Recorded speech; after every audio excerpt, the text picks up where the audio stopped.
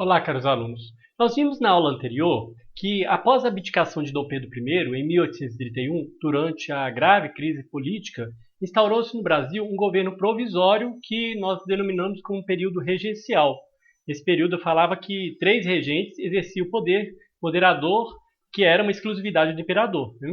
Então, o jovem filho de Dom Pedro, ele, até que atingisse a maioridade, ele foi substituído primeiro por uma regência trina provisória e depois por uma regência trina permanente e depois por uma regência una. Nós vimos que nesse período as turbulências elas não cessaram e até que foi necessário dar o golpe, chamado golpe da maioridade, pelo qual aos 14 anos de idade, Pedro de Alcântara recebeu a chamada Declaração de Maioridade, em 1840. E no ano seguinte, ele já com condições de ser declarado imperador por ser considerado já maior, adulto, ele recebeu a insígnia de Dom Pedro II, então o segundo imperador do Brasil. Dom Pedro II tornou-se símbolo de um Estado centralizado, forte, estável e garantidor da ordem, com o afastamento da sociedade da participação política e do desejo de mudança.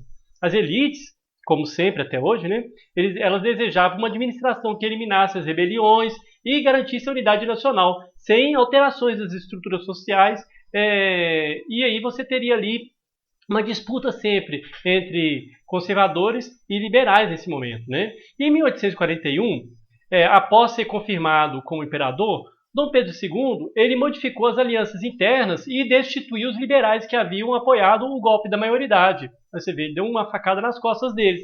Então, os novos aliados do imperador passaram a ser os conservadores, que iniciaram um movimento de contra-reformas, anulando a Câmara dos Liberais e fazendo novas eleições parlamentares. Então vocês veem que no início, para se tornar imperador, ele deu um pouquinho, ele cedeu um pouquinho, depois ele voltou atrás e deu uma facada nas costas dos liberais e se aliou aos conservadores. Por quê? Para manter seu poder. A política da época era marcada por roubos nas urnas, falsificação de votos, entre outras coisas, incluindo as violências generalizadas, e acabaram desmoralizando os ministérios na época. Então, o termo popular para classificar as fraudes eleitorais era chamado de eleições do cacete por causa disso, por causa dessa violência. As eleições do cacete mostraram a violência das elites conservadoras ou liberais, onde as tensões e disputas levariam a agressões a eleitores, ameaças a adversários, a fraudes, concessões de favores a amigos, aliados. Então, naquele momento ali era coisa assim, escancarada. Existe fraude ainda hoje? Existe. Mas naquela época era uma coisa bem escancarada, por isso que é chamada eleições do cacete. Em 1847, o Império adotou o parlamentarismo. O imperador nomeava o primeiro-ministro que escolhia os membros do ministério. O Brasil passou por transformações que levaram o Império para seu auge e o seu desgaste ao mesmo tempo. Então, ao mesmo tempo que ele queria conservar seu poder, essas mudanças que ele fazia para isso acabou desgastando mais ainda o governo. A diversificação econômica do país, com a exportação do café, do cacau, do açúcar, do fumo e a crescente industrialização do país, ficou conhecida como a Era Mauá. Por que era Mauá? Ela recebeu esse nome devido à figura de um comerciante famoso, Irineu Evangelista de Souza. Ele era armador, industrial, banqueiro. Ao longo da sua vida, ele contribuiu muito para a industrialização do Brasil e acabou até sendo honrado com alguns títulos, como barão, e depois se tornou visconde de Mauá. Então, é por causa disso que a gente fala da Era Mauá. Em 1831, foi proibido o comércio de escravos no Atlântico, que foi efetivamente cumprido em 1850, com a Lei Eusébio de Queiroz no Brasil, que proibia o tráfico de escravos para o Brasil. Só que quem já estava aqui escravizado podia continuar, não podia traficar novos escravos, Como consequência imediata para o país, o dinheiro utilizado no tráfico de escravos passou a ser usado para financiar a vinda de imigrantes, A industrialização, a construção de ferrovias, o tráfico interno de escravos e o início da substituição da mão de obra pela mão de obra escrava pela mão de obra livre, foi isso com que você tivesse um avanço na industrialização no Brasil. Os cafeicultores começaram a optar por contratar imigrantes, muitas vezes preferiam inclusive essa mão de obra, ao invés do trabalho escravo ou ex-escravo.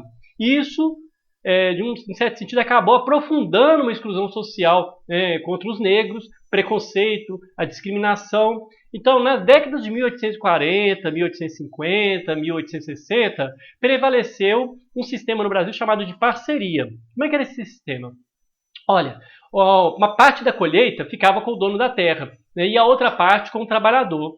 Esse sistema acabou agravando questões sociais no país, porque o imigrante ele chegava nas fazendas já com dívidas.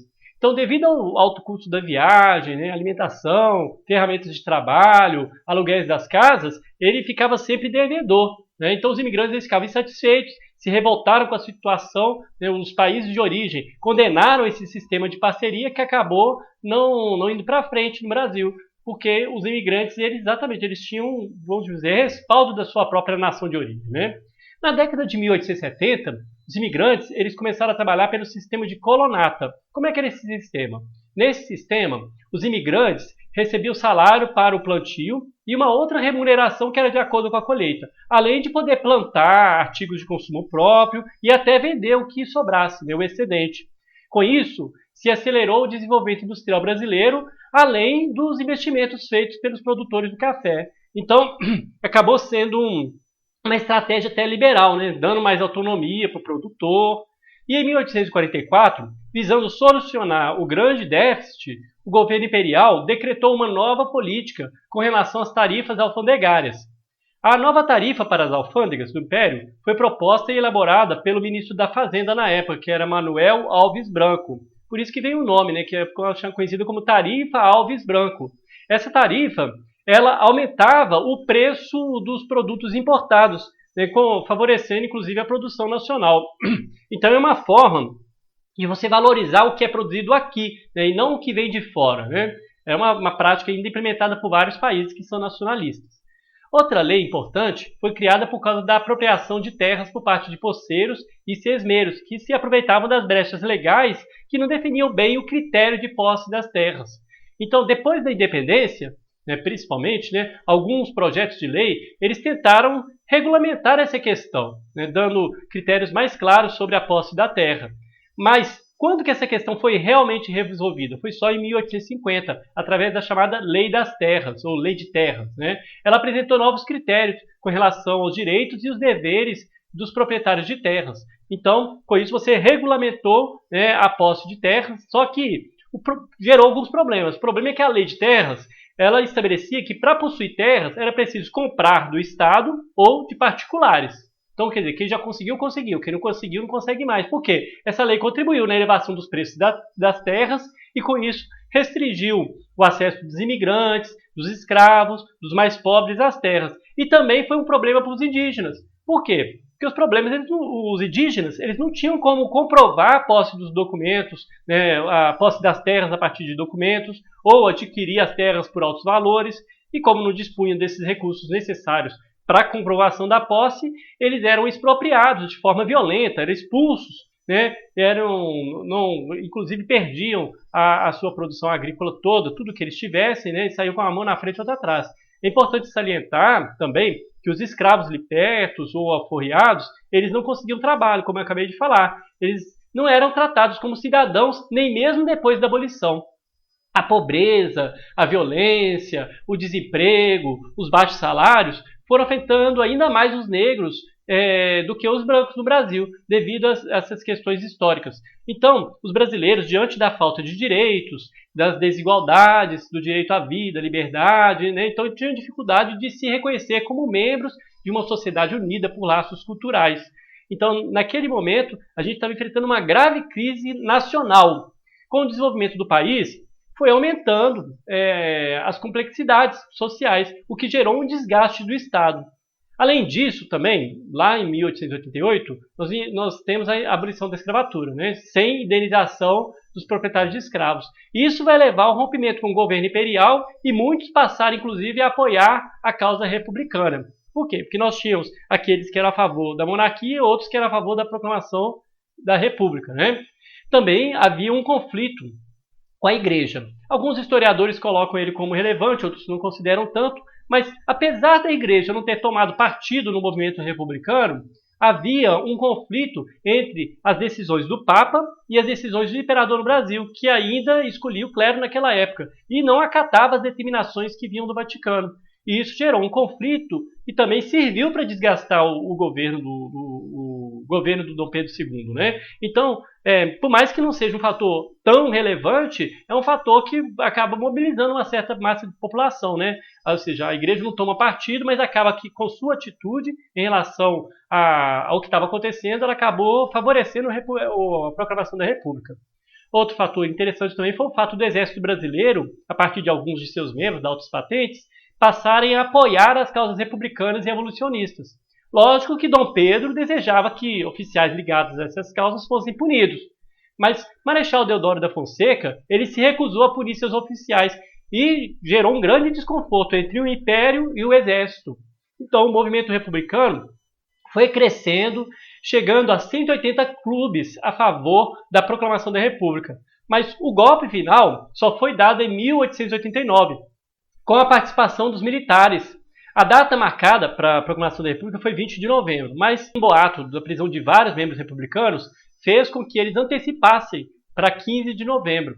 Então, Marechal Deodoro da Fonseca, com o apoio dos republicanos, do Exército, destruiu o Conselho dos Ministros e assumiu a proclamação da República, assumindo também de forma provisória o cargo de presidente do Brasil. Então, Dom Pedro II ele não tinha a quem recorrer, acabou se exilando na França e lá acabou morrendo, depois posteriormente. Há vários elementos, além dos que eu já falei neste vídeo, que não dá para a gente falar em pouco tempo, né, que contribuíram para o fim da monarquia e a proclamação da República. Por isso, só para citar aqui resumidamente, nós poderíamos mencionar os principais, né? Primeiro, as disputas entre os liberais, que eram formados pela classe média da sociedade urbana e comercial, que defendiam, entre outras coisas, o fim da escravidão, né, e aí acabou também posteriormente defendendo a causa republicana, e os conservadores, que em geral eram grandes agricultores e defensores do regime escravagista. Também nós temos as rebeliões separatistas, como por exemplo a Revolução Farroupilha, que pretendia buscar uma independência da região sul do Brasil, né, do país, é bem ampla essa parte, então não vou adentrar aqui. Ela é uma revolução que vai enfraquecer a gestão do Dom Pedro II. Né? Também nós vamos ter a Revolução Praieira, que buscava a liberdade de imprensa, mudanças socioeconômicas, instituição do voto universal. Só por curiosidade, né, por que ela tem esse nome? Ela ganhou esse nome porque a sede do jornal, dirigido pelos liberais que comandavam essa revolta, ela ficava numa rua chamada Rua da Praia. Então eles eram chamados de praieiros, esses jornalistas. Por isso que essa revolução foi chamada Revolução Praieira, que eles que incitavam a população a se rebelar contra o autoritarismo desse governo do Pedro II, vamos dizer assim, né? Outro fator foi o ciclo do café, que favoreceu a exportação e entrada de capital e investimento industrial no Brasil, dando mais autonomia econômica ao país, e também o mesmo ciclo do café fez com que viessem muitos imigrantes para o Brasil, que foram aos poucos substituindo os escravos e fortalecendo o movimento abolicionista, como eu falei. Então vocês veem que são diversos fatores, nós poderíamos aqui falar mais de 1 hora sobre eles, mas aqui eu quis só pincelar para a gente ter uma ideia de como que essa proclamação da República, ela não vai acontecer de forma tranquila, serena, com concordância de todos, mas como algo gradativo que vai acontecendo em razão das grandes crises que vão acontecendo ao longo de todo o segundo reinado de Dom Pedro II. Então, gente, eu espero que tenha sido claro. Se alguém quiser que complete alguma coisa, tiver alguma dúvida, crítica, sugestão, eu estou disponível tanto no e-mail quanto aí nos comentários abaixo. Até a próxima aula.